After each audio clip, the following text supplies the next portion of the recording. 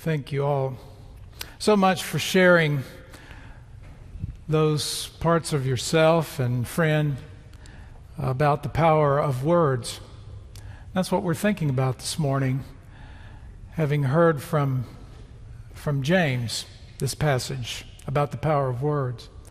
Let me ask you a question. How many of you have noticed anything missing from the sermon title this morning? Anybody? Yeah, we'll take another look at it. If you haven't noticed, see anything missing?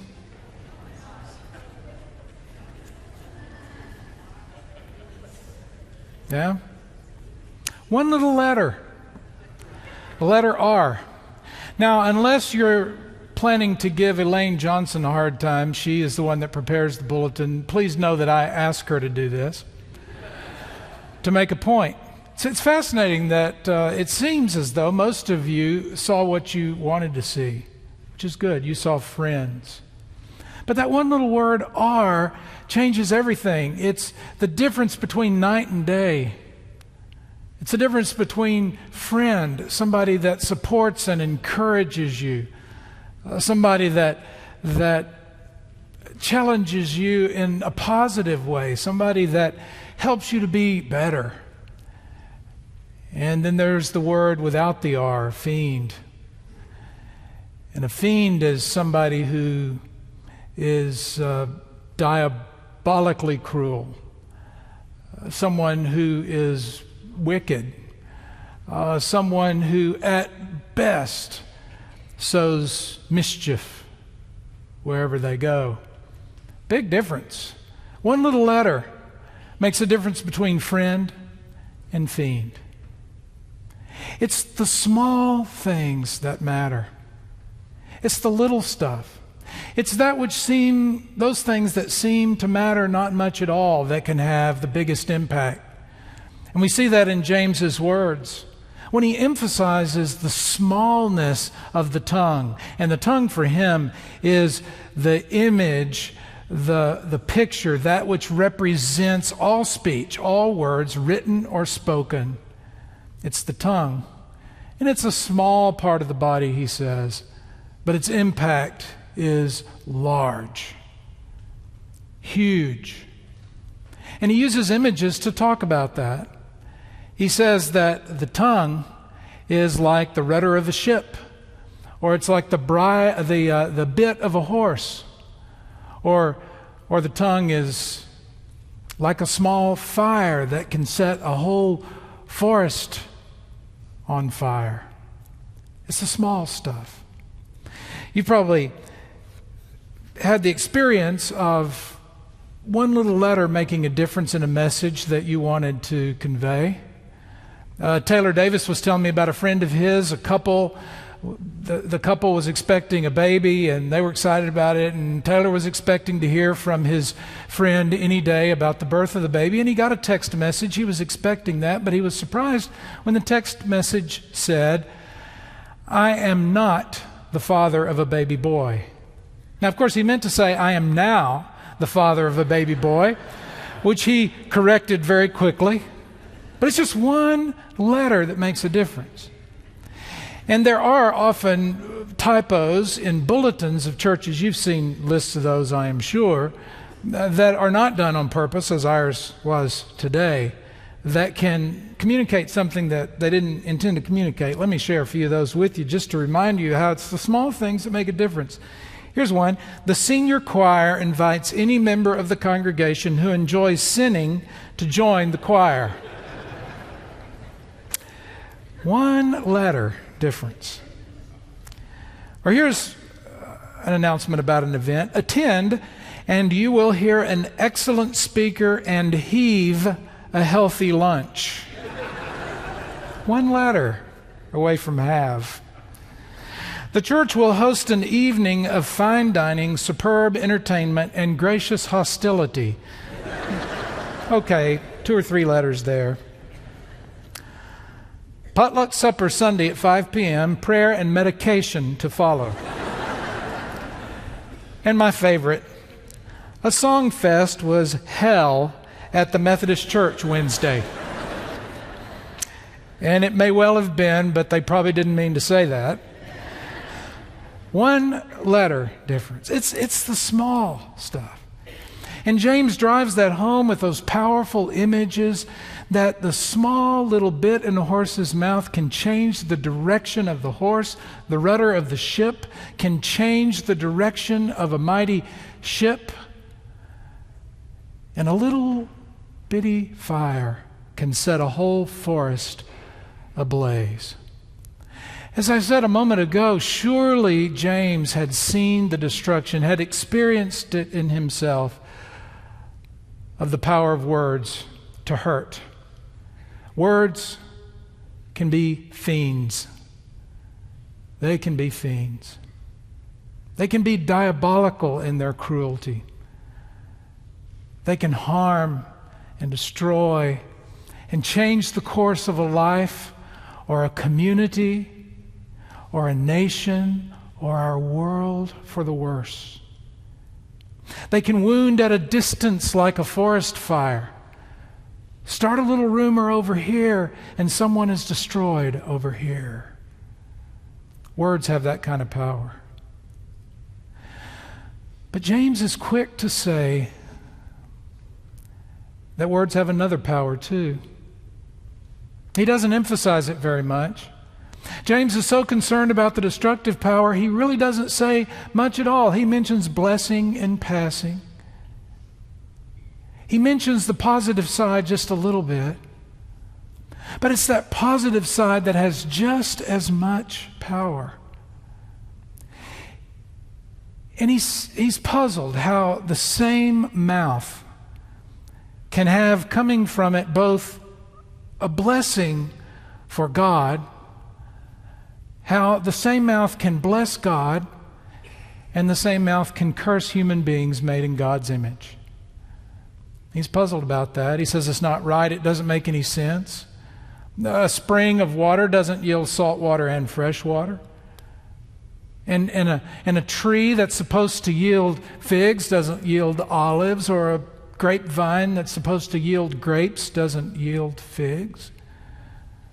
It's just not right. Shouldn't be that way. It should be different than that. That we should be consistent in our speech in a way that's not fiendish, but in a way that is speech that builds friends and encourages and builds people up. We heard stories a moment ago that falls on that side of it, didn't we? How powerful words can be to do good. There is a proverb, Proverbs 25:11, says, "A word spoken at the right time is like apples of gold in a silver setting." Words spoken at the right time are like apples of gold in a silver setting. Oh, and it's so true. The stories we heard a moment ago point to that. Just this past week, Dr. Lamar Smith and I had the privilege of being a part of the memorial services for two of our wonderful members of our church who had lived long lives and had blessed the lives of many people. And such great stories about them and what they had done and said. But I was struck by something. When we had Betty Shipman's service on Monday, preparing for that, the family shared with me a letter that she had written to her granddaughter. It was during one of those difficult times in her granddaughter's lifetimes we all have, searching for a job, not sure about the future, the kinds of things that we experience where there's uncertainty and we don't know if we've got what it takes and that kind of thing. Betty wrote her a letter, wonderful letter of encouragement, pointing out all the goodness in her and her gifts and her graces, and saying things like, well, if they don't hire you, they don't know what they're missing. And expressing her love for her. Apples of gold in a setting of silver. All these years, she kept that letter. Yesterday, we had Glenn Johnston's funeral service. Today, on this date, in 1910, Glenn was born. He passed away a week ago today, 1 week shy of 104 years of age. In 1931, when he was a college student, his mother wrote a letter to him that Lamar read in the service yesterday, a beautiful letter, beautifully written, telling him who he was, really, from her, through her eyes. Proud of what kind of man he had become. Telling him what she saw in him and what he had accomplished and what she knew he would accomplish. And reminding him of that which was most important in his life. 83 years later, he still had the letter. It was a keeper. It was a keeper because she wrote words that blessed him. Words that, like the rudder of a ship, had the power to set the course of his life. Words that, like the bit in a horse's mouth, could change the direction of a life. Words that, like a small spark, could start a fire that would warm him and energize him, not just in 1931, but through the years to come. Now that's the power of words. 2 or 3 weeks ago, my wife Susan had the chance to hear a speaker speaking to the kids in Fort Worth ISD. His name is Tommy Ford. He told something of his life story. He said that when he was 7 years old, his grandmother sent him to the store for the first time to buy something. His father was in prison. She felt like he was old enough to help out in this way, so she gave him some money, sent him to the store very close by. When he walked into the store, there was an older woman in there who, when she saw him, she said, "Now whose son are you?" And when he told her, she said, "Well, you're not going to amount to anything just like your father." What a fiend, huh? What fiendish words to speak to that 7-year-old boy. Diabolical in their hurt. But that's not the end of the story. See, there's another side to the story of the power of words. When he got home, of course, he was crying. He was upset. His grandmother asked him what was wrong. And he told her what the woman had said to him. And she said, "Look at me. That's not who you are. I know that's not who you are. You know that's not who you are. Now you prove her wrong. You'll prove her wrong." And he did.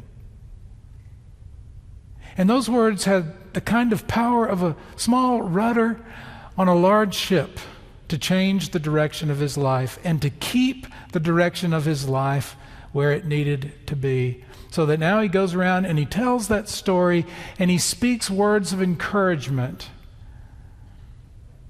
And he seeks to be one of those people who say the words that give life because he knows the power of words all too well. What a word for us to hear today. What an important word for us on this day, in this time, to be reminded that it's those little words that we may not think much about, but we need to stop and think twice. Between the services, a man that I worked with, a man named Ken, that I worked with on the Habitat project that our church worked on all week. I was there on Friday. We worked together. He came up afterwards and he said, an image occurred to me. He was in the first worship service. He said, we often said on the work site, measure twice, cut once. You know the saying when you're building something? He said it occurred to me that maybe a good saying is think twice, speak once. It's not bad. It's pretty good. Words seem so small, they seem inconsequential, but the words that we speak can have such an effect on the life of that child or that grandchild or that kid that we are just passing by.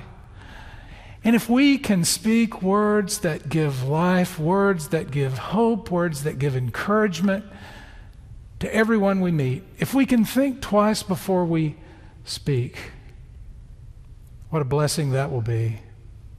And it's my prayer for you and for me that we'll go from this place thinking of James's words so that our words will be like apples of gold in a setting of silver. Amen.